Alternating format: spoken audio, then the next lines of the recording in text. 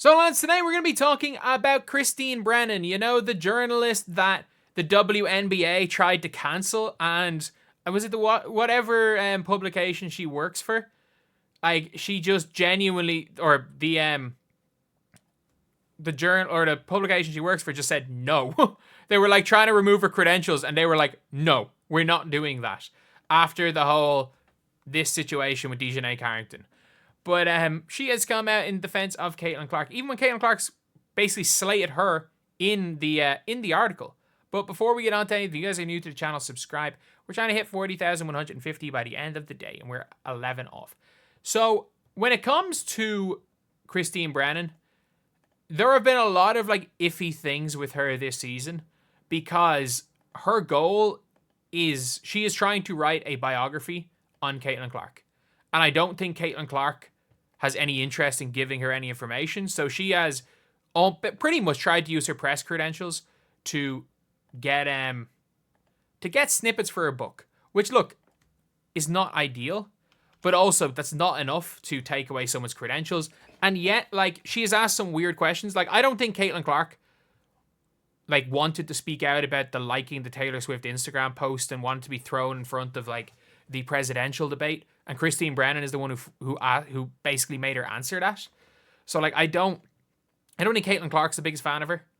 And I stand by the fact that Christine Brennan was fully right to ask Dejanay Carrington about the eye poke, whether or not that was intentional. That was news.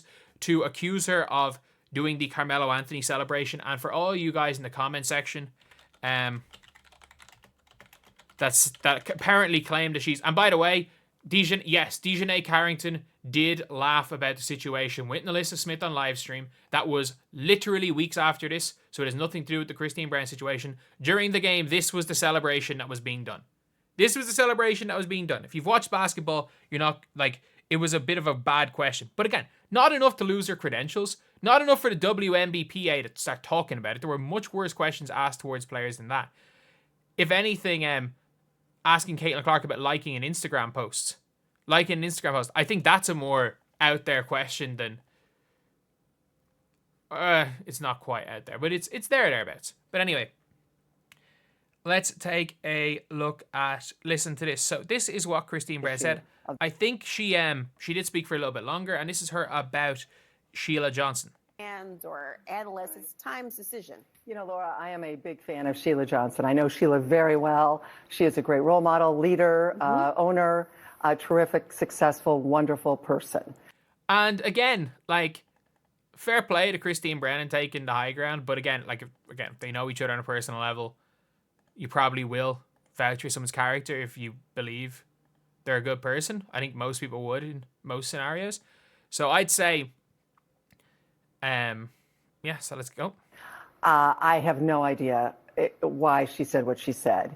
It is of course, the player, the athlete of the year, and it's not the league of the year or the team of the year. We know why she said what she said. We know why, what's her name said what Renee Montgomery said what she said. Said what they said. We know why. We know exactly why. Let's not talk about it. We know exactly why. Because they wanted the face of the WNBA to not be this. Not be her. Whatever way you want to describe Caitlin Clark, they did not want her to be the face. You can't make someone the face. Organically, she became the face. They have a problem with it. And you can tell none of the owners of successful franchises have any issue with her. But it's the owners of the franchises that looked into being able to bring Emma Mason over. The franchises that looked into having Mike Tebow and Eric Tebow in their organization. That looked into Elena Deladon wanting to play closer to home. Looked into Emma Mason. Looked into drafting Ariel Atkins when they did. Caitlin Clark deserves that. There's no doubt that Caitlin Clark, the impact that she had on the league was extraordinary. The TV ratings, the attendance, the sellouts, even Sheila Johnson's own team, the Washington Mystics, moved their 2 Indiana Fever games from the 4,200-seat arena to the 20,000-seat arena, and in September had the biggest crowd in WNBA history because of Caitlin Clark. And Sheila Johnson knows that. Yeah, she knows that, but she doesn't want to know. She doesn't want to know it. She knows. Everyone knows. Everyone knows, but they want to make every excuse under the book. They don't want to admit to themselves that Caitlin Clark is the most popular player because people want to watch her play basketball. They can't admit that. Like, they actually cannot admit to themselves that,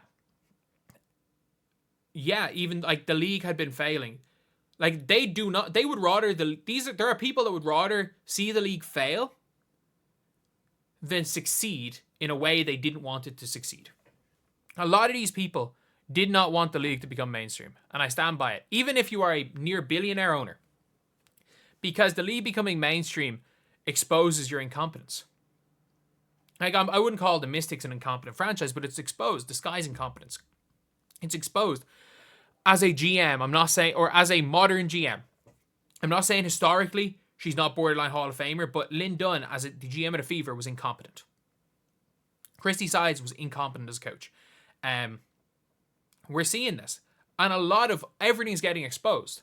So, as much as they want to complain about Caitlin, the entire situation that they're having to deal with, the boom is something they don't want. And as much as they want to say, oh, we need to promote these other players and stuff, because it's never about promoting their own player. She never even promoted her own rookie.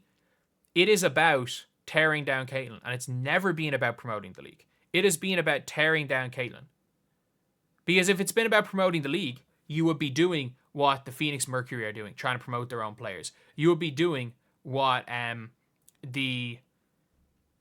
like, in fairness, what the Aces have done. The Aces have done a good job promoting their players. As much as I hate to say it, they've done a good job at that. What the Liberty are doing, making the Liberty seem like a real like top level New York sports team. Heck, the Liberty might be a bigger team in New York than the freaking Nets right now. And other teams, like the Valkyries are going to do a good job at that. Some of these other teams are going to do a really good job. Indiana Fever have now done a good job of that. The Washington Mystics, no, they've not done a good job of that. And when you see the Atlanta Dream, they're not promoting Ryan Howard anywhere. Their owner's trying to tear down Caitlin Clark. When you're seeing, I don't even mind the Chicago Sky because in fairness, their social media team's okay. Heck, the Atlanta Dream trying to tear down Kennedy Carter after what happened between the two of them wasn't ideal either. And you're looking at the Mystics, who again, instead of propping up their own players, they just lost their historically great coach and historically great GM their GM who was a historically great coach and a coach who's a pretty damn good coach because they refused to tank. Like, your organization got a bit exposed. I understand, as I've covered this story and continue to write it and work on it in the book, I understand the issues, and I understand the issue she's getting at. But why she chose that, where Caitlin has these great answers in the Time magazine piece, she talks about her adoration for. She chose that because it was never about what Caitlin Clark says. It was never about what Caitlin Clark does. This is not about Caitlin Clark, the person. This is because, and I'm not even joking, this is not, people say it's because of what Caitlin Clark represents. Man, Caitlin Clark is just a good person. What Caitlin Clark represents is what the WNBA want to have in their face. Or want to have as their face. Like a squeaky clean, wants to uplift everybody, or what they claim to want to have. That's Caitlin Clark. Let's just call it what it is. They don't dislike Caitlin Clark the person. They dislike Caitlin Clark because of where she was born, who her parents are, where she went to school. And I'm not even going to say who her parents are. Where she was born, where her parents were born, where she went to school, where she chose to go to college. That's what they hate. They hate that this is the type of person that has captivated the country. And ironically enough, when people are like, oh, but what about X, Y, and Z players? You know those players people are talking about? These new fans have gravitated towards the Enriques. They've gravitated towards the Fee Colliers, Courtney Williams during the playoffs. And no matter what stereotype you want to put on these fans, being like, oh, they only like Caitlin for insert non-basketball reason here, every bit of that can be debunked by the fact that those same Caitlin Clark fans became huge Courtney Williams fans over the playoffs. Like, come on now. for and respect for the role models, the black women, the 70% black league. She grew up idolizing Maya Moore with the Minnesota Lynx. As a girl, she went up there and watched her play and got a chance to hug her when she was a little kid, talks about Maya Moore all the time. Caitlin has been nothing but great on this issue of the black women who have made the WNBA what it is. She actually talks about, in part, and people don't also agree with that, what you said, that they think she's been gracious throughout. Some people really criticize her as perhaps disingenuous about that, or that she was out of touch initially and did not have the right statements to make. But then she did not make the right statements to make. She literally just said, I want to focus on basketball. If anyone else made that statement, and if they didn't already hate her, they would be praised for saying, I just want to focus on basketball. Was the comment she made that I want to say I've earned every single thing, but as a white person, there is privilege. She goes on to talk about this very notion. I mean, look, she's not wrong with what she's saying, but like, if you wanna have a whole societal argument, it's something different. But like, her being able to shoot from 30 feet, her being able to carry Iowa, who hadn't done anything, to back-to-back championship games, her breaking pistol piece Marvich's scoring record has absolutely nothing to do with that race. Like, you can argue literally. You can if we want to have like a privilege contest, you can literally just say, you know what, just simply put being born in a non-war torn country is a privilege. Like, you can make that argument. You can literally just go steps and steps and steps and steps and steps. You can go as far as to say, oh, I don't know, being born ending up not being 6'4". You could argue, oh, if you were born to tall parents, oh, that's a privilege in sports. Where it's like none of that matters. At the end of the day, all that matters is how many people want to watch you play sports and are you good at sports. And it's like, I don't necessarily think that there's what anything she said is wrong, but like, we're talking about a entirely different issue. At the same time, like, the way it was worded, it sounds like the more you read it, when you actually read it written down, and the way she said it, or when you read it written down, she's obviously saying that she deserves everything, and is just trying to calm down everything. But it read as, the first time I heard it said, I thought she was saying she felt she didn't deserve anything. Caitlin Clark knows she deserves anything. Heck, even if Caitlin Clark is saying this privately, publicly she is 100% going, I'm going to show all these and win the fucking MVP next year. Because we all know Caitlin Clark, when it comes to just being on the court, is a psycho. But like, Megyn Kelly called those comments condescending and fake. And then you had this moment from Cheryl Swoops. Sure, when you hear that, thoughts on Caitlin Clark saying she wants to use her platform to elevate black women in the WNBA, have been instrumental, obviously, in building that league to what it is. Okay. Look, Cheryl Swoops. Caitlin Clark mentioned Cheryl Swoops. Cheryl Swoops is a hater. She's the Caitlin Clark Skip Bayless.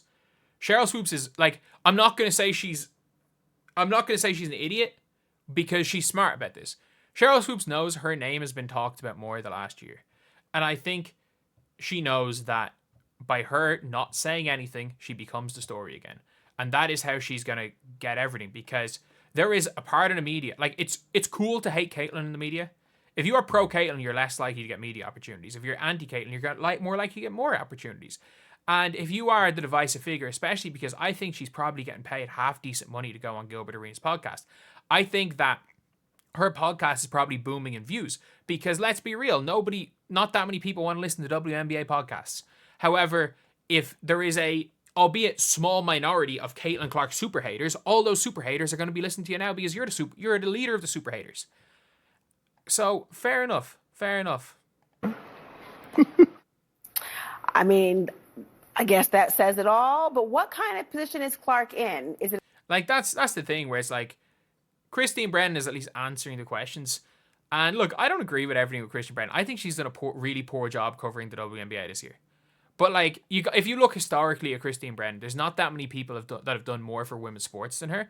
But I think it's also fair to acknowledge that historically she's been incredible for women's sports. This year she's not done a great job, but that doesn't give the WNBA the right to tear her down. Like, remember she did the interview with Sarah Spain and everything was taken out of context to try and make her look as bad as possible. The reality is that, yeah, she's probably asked some bad questions in order to try get answers for her book.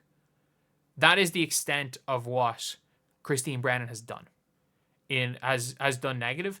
And I think she deserves to be called out for that.